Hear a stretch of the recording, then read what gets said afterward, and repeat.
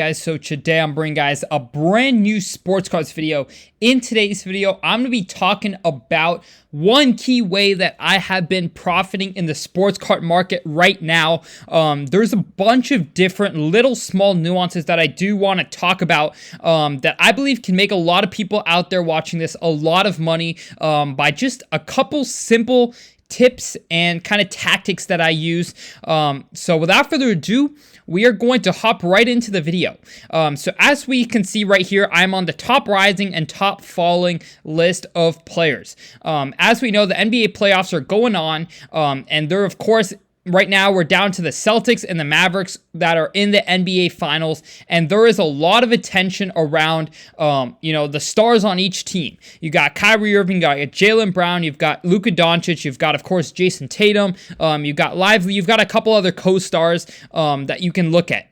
What I want to specify in this video is that a lot of the times, the most money that you can make isn't actually in the main stars. If you look at Jason Tatum and Luka Doncic, yes, their cards are doing well, but if you look at Jaylen Brown and Kyrie Irving and the other co-stars, percentage-wise, their cards are doing a lot better. And that is simply because their markets were not as established as the main stars because they were the number 2 on the team. And that is why their cards were a lot lower before.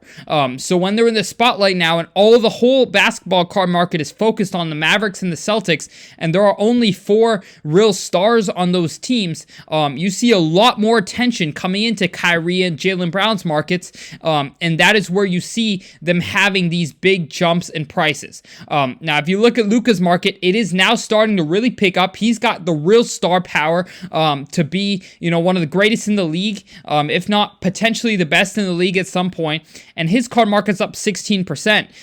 But if you look at Kyrie, his co-star, his market's up 21%. And in fact, most of his key cards, if you actually look at how they've performed, it's been closer to around 100% increase. Of course, it does depend on the card, but if you look at even like his base prisms, people aren't really going after base prisms like that nowadays, but, this was a card that was a $120 card pre-playoffs, a $100 card, a couple months ago, and it's now up to around $250. So you can see that card, for example, is up 2.5x, and it's a base prism, for Kyrie, and that is simply because they started off so much lower, because he was the number 2 on a team. So a lot of the times what happens is when a team starts to succeed, their main stars get the most attention at first. You saw Luka's market react first, but soon after, Kyrie's market really picked up.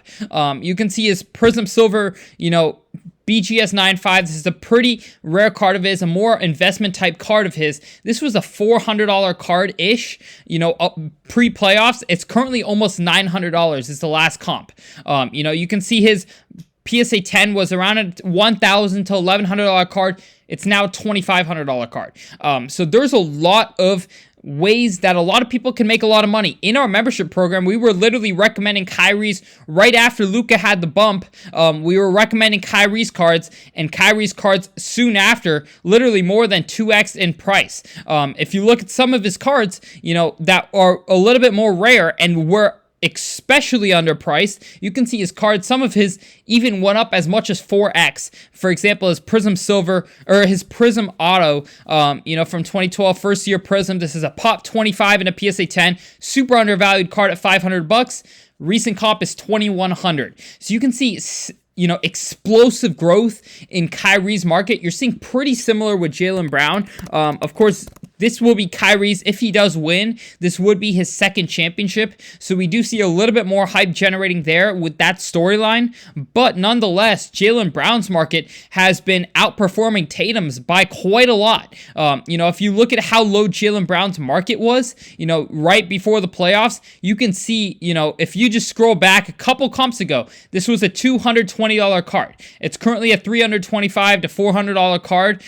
So there's just a lot of upside in co-stars. I know a bunch of the attention right now is on Luka's cards, rightfully so. He could potentially have an amazing career, and I have no doubt he will. But if you look at his cards right now, compared to other co-stars in this series, you can see that they haven't quite performed as well. They've still performed well. This is a card that went from, 700 to around 1,000, $1,100. So that's still a good 50% increase. But if you look at some of Kyrie's cards that have gone up 2.5 to 4x, you can see a vast percentage difference, in Kyrie's compared to Luka Doncic's market. And if you look at Brown compared to Tatum, you can see the same exact trend. And not only that, if you look to other teams that were performing well when they were in still alive, you can see, guys like Karl-Anthony Towns, who until they got knocked out, his cards percentage-wise were doing extremely well because of how low they were.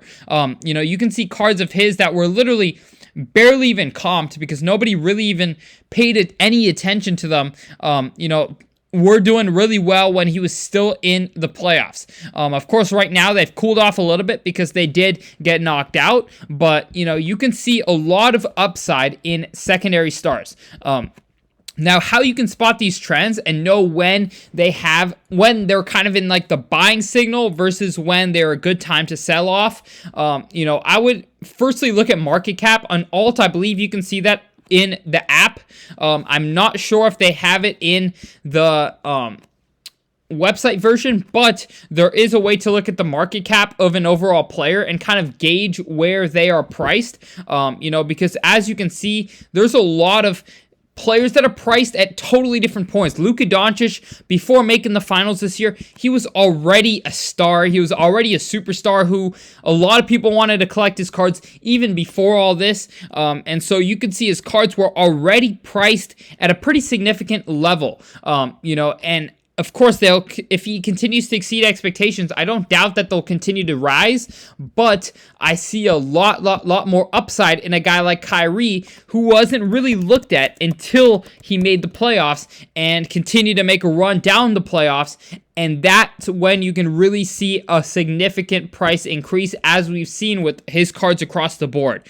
And so the main lesson I want to kind of push out of this is when the whole crowd and the whole herd, when the Mavs start to win, is all looking at Luka Doncic cards, that is when you have to stay a step ahead and say, okay, once Luka Doncic cards pick up and reach that price increase, who's the next guy on the team who can see that price increase?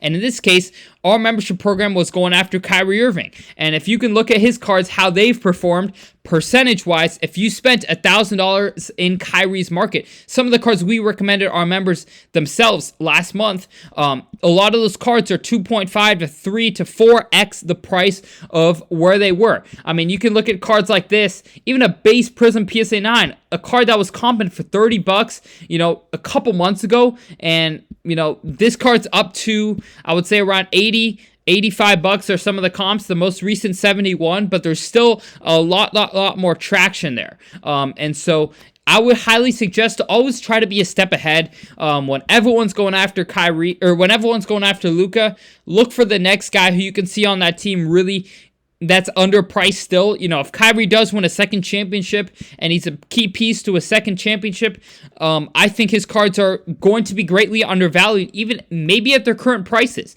But he's already kind of had that main jump, and we actually recommended a couple weeks ago, or I would say around a week and a half ago, in our May 25th report, we recommended our members to take their profits out of Kyrie's market and start looking for off-season buys. So you always got to stay a step ahead of the market. If you're looking at players once they're already, gone up 30% over the last month, may not be the right time to buy in. Maybe look for the next guy who you think can go up 30% in this next month. So it's always trying to stay a step ahead. You don't want to get caught up buying into these high prices. I would personally not be buying Kyrie's cards right now, but the point of this video is to show you guys that you always kind of have to stay a step ahead. Look for that next opportunity. When everyone's going after Luka and Tatum, look for the Jaylen Brown, look for the Kyrie Irving, and you'll likely see a higher percentage increase. Even you see guys like Derek Lively, a third piece on the Mavericks. His card market was pretty much non-existent because his cards just released, and there wasn't too much hype around, for example, a center. But if you look at how his cards have performed, a card that was a $132 card last month is almost a $400 card now. So you can see that went up by more than 3x. So you see some of Lively's cards have even, outperformed Kyrie Irving's cards. And so you can definitely see a lot of people going after the next guys on the teams. This is something we've seen for years and years, a trend to where the whole market goes after the main stars, and then the percentage-wise, the co-stars and I would say the number 2, number 3 options actually increase the most percentage-wise just because they started off so much lower. So I hope you guys took something from this video. If you enjoyed it, please drop a subscription. We are almost at 50,000 subscribers, so it means so much to me if you guys enjoy the videos that you guys would show some support. But other than that, I hope you all enjoyed. Have a great rest of your day, and I'm out. Peace.